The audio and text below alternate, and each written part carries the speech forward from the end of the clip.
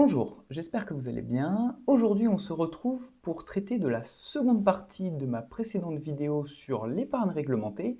Et aujourd'hui, on va s'attaquer à l'épargne logement. Nous allons donc travailler sur deux livrets distincts qui sont le PEL et le CEL.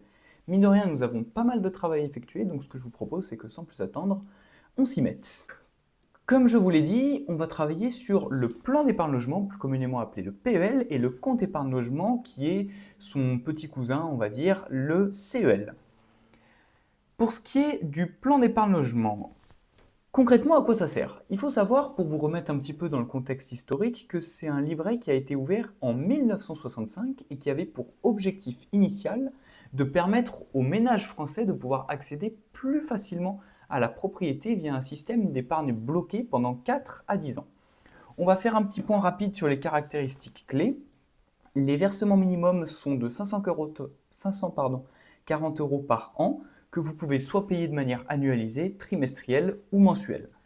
Le versement initial, quant à lui, est de 225 euros. Il y a tout de même un plafond à ce livret. Il est de 61 200 euros et le taux de rémunération du PEL est fixé à l'ouverture et inchangé pendant toute la durée du plan.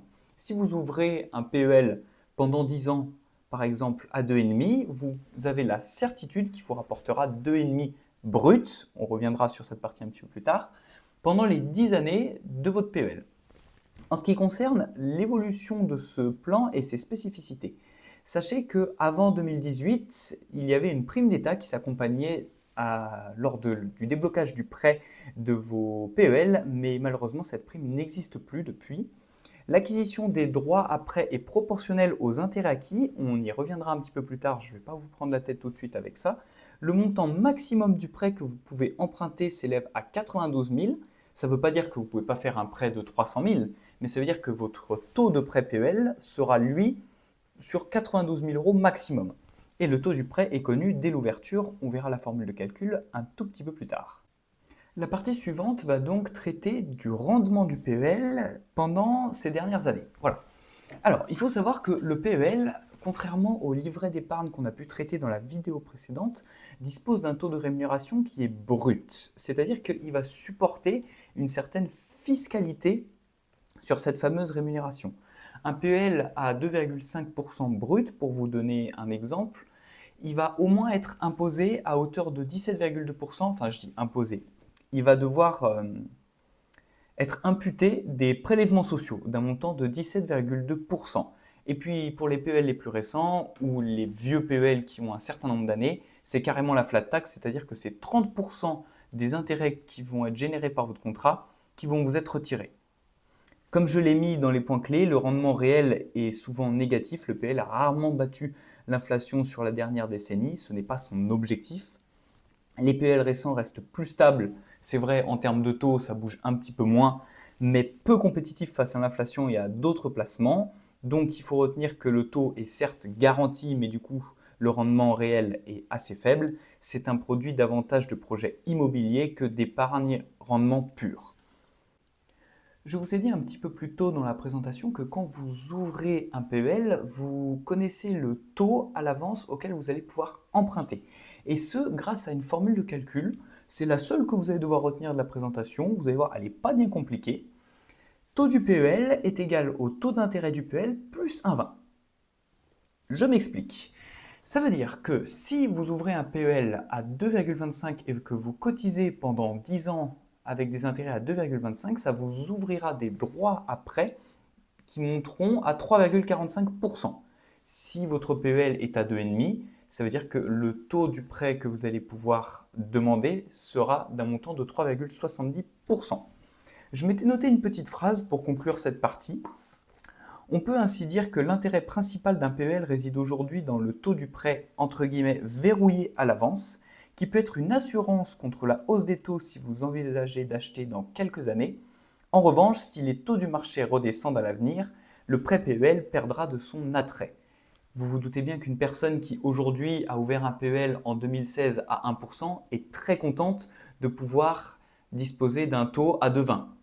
Et oui, et encore que la formule de calcul était un petit peu moins avantageuse avant, on était à plus 1,70, mais ça a été changé récemment.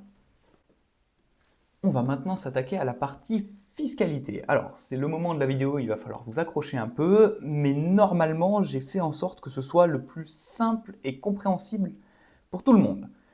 Alors, pour ce faire, il va falloir que l'on divise les PEL en deux catégories distinctes. Les anciens PEL qui ont été ouverts avant l'année 2018 et les nouveaux PEL qui sont ouverts à partir du 1er janvier 2018. Il y a quand même de sacrées différences entre ces deux types de contrats, donc j'ai trouvé que c'était pertinent et intéressant de faire un point de coupure à ce niveau-là. Pour ce qui est des anciens PEL, exonérés d'impôt sur les revenus pendant les 12 premières années. Oui, avant, vous payez uniquement les prélèvements sociaux pendant 12 ans, d'un montant de 17,2%. Sachant que les nouveaux PEL, eux, sont soumis à la flat tax dès la première année. Donc, dès que vous ouvrez votre PEL et que vous touchez vos premiers intérêts, il y en a un tiers qui part plus ou moins en frais, si on peut le dire, comme ça. Les anciens PEL donnaient également accès à une prime d'État. La prime d'État, je vous en ai parlé un petit peu plus tôt, je ne vous ai pas expliqué ce que c'était. Concrètement, c'est une espèce de carotte que l'État, que le gouvernement vous fait pour que vous passiez à l'action avec votre PEL. Lorsque vous débloquez, lorsque vous concrétisez votre projet immobilier, vous avez une prime qui peut s'élever jusqu'à un montant d'à peu près 1 500 € pour, entre guillemets, vous féliciter d'avoir utilisé votre plan d'épargne logement pour son utilité première qui est d'acquérir une résidence principale ou d'effectuer des travaux dans votre résidence principale avec ces fonds. Plus de prime d'État pour les PEL ouverts depuis 2018. Les PEL ouverts avant 2011 ont une durée de vie illimitée, donc ils génèrent possiblement des intérêts à vie. Ils sont fiscalisés, attention, à 30%, ça, il n'y a pas de débat, mais ils n'ont pas de date de fin, sachant que les nouveaux PEL, donc ouverts à partir de 2011, eux ont une durée de vie maximum de 15 ans. Là, vous allez me dire, mais tu m'as parlé d'une durée d'épargne de 4 à 10 ans et là, tu me parles d'une durée de vie de 15 ans. Oui, en effet. Jusqu'à 10 ans, vous pouvez placer dessus, ce qui va vous permettre de générer des intérêts. Et de 10 à 15 ans, vous avez un delta de 5 ans pendant lequel vous pouvez tout simplement concrétiser votre projet immobilier. Donc, en conclusion, on peut dire que les anciens PEL disposaient quand même, mine de rien, de nombreux avantages fiscaux et d'un taux plutôt élevé. On y reviendra sur la partie suivante. Et les nouveaux PEL disposent d'une fiscalité un petit peu plus lourde et d'un rendement plus modéré. Donc, on va pouvoir se poser la question, est-ce que le PEL est-il toujours un placement intéressant de nos jours? Eh bien, on va voir que c'est très difficile à recommander et que c'est très situationnel. Pour ce qui est des anciens PEL, donc encore une fois ouverts avant 2018, ils disposaient souvent de taux garantis élevés, entre 2,5 et 4,5%. Alors là, j'en vois certains qui vont arriver et qui vont me dire, moi j'ai ouvert un PEL en 2016, il était à 1% ou à 1,5%. Et vous n'auriez pas tort. Quand je parle des anciens PEL, j'évoque surtout les PEL d'avant les années 2000, voire même d'avant les années 90, qui eux disposaient de taux vraiment, vraiment avantageux. Tandis que les nouveaux PEL d'aujourd'hui disposent de taux plutôt entre 1 et 2%. Alors, sur ces dernières années, on est un petit peu augmenté, on est monté jusqu'à 2,5%, mais de toute manière, vu que vous prenez 30% sur votre fiscalité, votre 2,5%, en fait, il se transforme plus en 1,5% en réalité, en rendement net. Non imposé avant 2018, ça je l'ai noté, c'est lié aux 12 années d'exonération d'impôts. Imposable dès la première année pour les nouveaux PEL. Durée de vie illimitée pour les PEL avant 2011, sachant qu'aujourd'hui, ils ont une durée maximum de 15 ans. Et vous allez voir, on comprendra un petit peu plus tard pourquoi, à mon avis, ils ont mis en place cette durée maximum. Donc, les anciens PEL, en conclusion, sont souvent rentables à conserver et ils proposent des droits à prêt plutôt avantageux, notamment via l'ancienne prime d'État qui est toujours disponible pour les anciens PEL. Les nouveaux PEL disposent d'un rendement réel plus faible. Ils ont un intérêt surtout pour verrouiller un taux de prêt futur. Voilà, c'est vraiment en guise de préparation et d'anticipation d'une hausse des prêts de l'immobilier. C'est le seul intérêt vraiment que je pourrais voir aujourd'hui pour les nouveaux PEL. Alors, malgré tout ce que j'ai pu dire sur le PEL, on peut quand même noter que ça reste un produit d'épargne qui est très plébiscité et très apprécié par les ménages français. Je pense que c'est principalement lié à son utilisation et son rôle historique. On peut noter qu'il y a quand même 224 milliards d'euros d'encours sur des PEL en octobre 2024, donc il y avait. C'est quand même une part significative du patrimoine financier des ménages français et malgré ce qu'on a pu voir, ça représente quand même une part importante de leur patrimoine. Le PEL reste un produit emblématique, même si on a pu le constater, son rôle a bien évolué entre les anciens PEL et les PEL plus récents. Cependant, on va quand même pouvoir noter que les fonds, contrairement à ce qu'on a pu voir sur la vidéo précédente, ne sont pas récupérés par la Caisse des dépôts et consignations, mais sont conservés en intégralité par les banques qui s'en servent pour effectuer certains financements. L'objectif initial quand même de ces PEL était d'accéder à la propriété et comme je vous l'ai dit, aujourd'hui, beaucoup de vieux PEL servent plus en tant qu'épargne rendement pur que d'outils de levier pour pouvoir devenir propriétaire. Donc beaucoup de PEL sont conservés comme placement et les vieux PEL très rémunérateurs ont tendance à poser un petit peu débat. En effet, parce que ni le logement ni la banque n'en tirent réellement parti de ces vieux plans d'épargne logement. La banque, premièrement, parce qu'elle doit composer avec dans sa comptabilité et rémunérer un PEL à taux garanti à 4,5%, ça lui fait bien plus mal, vous vous doutez bien, que rémunérer un livret A à 1,7. Et le logement, parce que du coup, le PEL, initialement, comme je l'ai dit, ça sert à devenir propriétaire. Si les gens ne s'en servent pas, eh ben, ils dévient un peu de l'objectif initial, ce qui n'est pas forcément très bon pour le logement parce que les gens n'achètent pas de biens immobiliers ou ne font pas de travaux, pas de rénovation énergétique.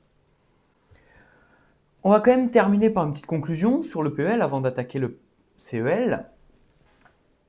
Vous avez pu le constater, le PEL ces dernières années a un petit peu perdu son aura de super livret et il a un rôle qui est devenu très asymétrique. Il peut être bien élevé pour les anciens PEL qui sont souvent très intéressants à conserver, mais beaucoup plus conditionnel pour les nouveaux PEL qui ont simplement comme objectif de sécuriser un taux dans une anticipation de devenir propriétaire à moyen long terme. La petite phrase de conclusion, le PEL d'aujourd'hui n'est pas fait pour booster l'épargne, n'est plus fait pour booster l'épargne, il sert à garantir un taux de crédit demain. Puissant si vous achetez, dispensable sinon, je me suis permis de mettre des guillemets sur le mot puissant parce qu'encore une fois, ça dépend énormément de l'évolution des taux du marché. Si le jour où vous souhaitez devenir propriétaire, les taux de crédit immobilier sont particulièrement bas, votre PEL ne vous aura servi à rien concrètement. Si cependant les taux montent, vous serez bien content d'avoir sécurisé un taux aujourd'hui à 3,50, 3,70. Bon, on vient de faire le gros du boulot. Si vous êtes toujours là, félicitations, c'est que vous tenez encore le coup. Voilà, c'est vrai que le PEL, mine de rien, quand on va gratter un petit peu, on se rend compte que c'est très riche, c'est très vaste. Et j'essaie vraiment de rendre mes présentations de sorte à ce que ce soit à la fois compréhensible par monsieur et madame tout le monde, mais qu'il y ait un minimum de technicité pour ceux qui cherchent forcément à pousser le sujet un peu plus loin. Forcément, pour les plus pointilleux d'entre vous, vous aurez peut-être noté quelques imprécisions, notamment sur la partie fiscalité. Je n'ai pas pu tout aborder dans ce point-là parce que sinon, la vidéo aurait duré 4 heures. Ce n'est pas l'objectif. Mais voilà, je tenais quand même à le préciser. Si jamais vous souhaitez des vidéos qui sont plus poussées, où on va vraiment travailler un point en profondeur, n'hésitez pas à me le dire. Moi, je vous la travaillerai avec grand plaisir et je vous la partagerai bien sûr également avec grand plaisir. Bon, plus que 2-3 minutes sur le CEL et je vous libère. Allez, on s'y met pour finir du coup le compte épargne logement ou CEL.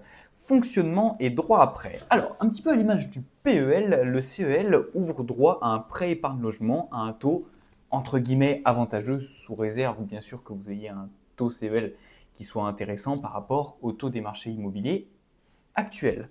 Enfin, actuel, le jour où vous effectuerez votre acquisition. Utilisable pour tout achat immobilier ou les travaux, c'est exactement le même principe que pour le PEL. Les caractéristiques du CEL sont différentes de celles du PEL. Le montant maximum du prêt que vous pouvez emprunter s'élève à 23 000 €, contrairement au PEL qui, lui, était bien plus important avec un montant maximum de 92 000 €. La durée du prêt peut, elle, s'élever de 2 à 15 ans. Et la formule de calcul, bon, c'est vraiment très annexe, mais c'est le taux du prêt et le taux du CEL plus 1,5%. C'est-à-dire qu'un CEL à 1,5 vous donnera droit à un taux à 3. Ok. Est-ce qu'on peut cumuler un CEL et un PEL? Eh bien tout à fait, c'est même d'ailleurs en général recommandé si vous avez les deux plans d'épargne. Franchement, c'est bien parce que ça vous permet d'augmenter le capital que vous pouvez emprunter en général. Alors, j'ai mis dans ma présentation que vous pouvez les cumuler dans la même banque, en soi, peu importe de la banque, ça peut être dans des banques différentes. Le point notable, par contre, que j'ai pas noté dans, merci la répétition, que j'ai pas noté dans le PEL, c'est le fait que vous pouviez détenir qu'un seul PEL et qu'un seul CEL par personne. Un peu à l'image des livrets qu'on a pu traiter dans la vidéo précédente, vous n'avez pas le droit d'avoir plusieurs livrets A, vous n'avez pas le droit d'avoir plusieurs PEL. Imaginez sinon vous arrivez avec 4 PEL, forcément, vous pouvez emprunter 92 000 x 4. Dans l'idée, ce serait pas mauvais, sous réserve que vous ayez un bon taux. Mais malheureusement, de toute manière, ça ne se discute même pas parce que ce n'est pas possible. Quelques points notables cependant du CEL par rapport au PEL. Premièrement, la souplesse. Le CEL, c'est de l'épargne entièrement liquide, entièrement disponible, c'est-à-dire que vous pouvez effectuer des achats et des retraits, tout comme un livret A d'ailleurs. C'est vraiment plus ou moins le même principe. La prime d'État, bon, depuis 2018, vous n'y avez plus le droit non plus. C'est un peu pareil que le PEL. Vous pouvez vous asseoir dessus. L'utilité réelle du coup du CEL de nos jours, comme épargne pure, il faut quand même noter que c'est souvent des rendements qui sont moins intéressants que ceux du livret A. Donc si vous cherchez juste un livret d'épargne qui vous permet d'accumuler quelques intérêts mais sans projet immobilier, quitte à les laisser sur un livret A ou sur idéalement un livret d'épargne populaire. Comme outil de financement, j'ai noté qu'il était complémentaire au PEL, et c'est vrai, ça vous permet quand même d'avoir un certain levier supplémentaire. Donc son vrai atout, en réalité, sa liquidité totale, ce qui en fait un placement de précaution un peu à l'image du livret A, mais avec un petit bonus potentiel en cas de projet immobilier. Voilà, on a fait le tour du CEL, c'est pas bien complexe, c'est vraiment, il faut voir ça comme un support du PEL. Voyez-le comme ça, un support d'épargne disponible du PEL. Voilà donc ces dernières phrases qui vont venir conclure ces deux vidéos qui ont traité de l'épargne réglementée. J'espère que ça vous aura plu, que vous aurez quand même appris des choses. Moi, sur ces belles paroles, je n'ai plus qu'à vous souhaiter une très belle continuation et je vous dis à la prochaine pour traiter d'un nouveau sujet. Bonne journée à vous.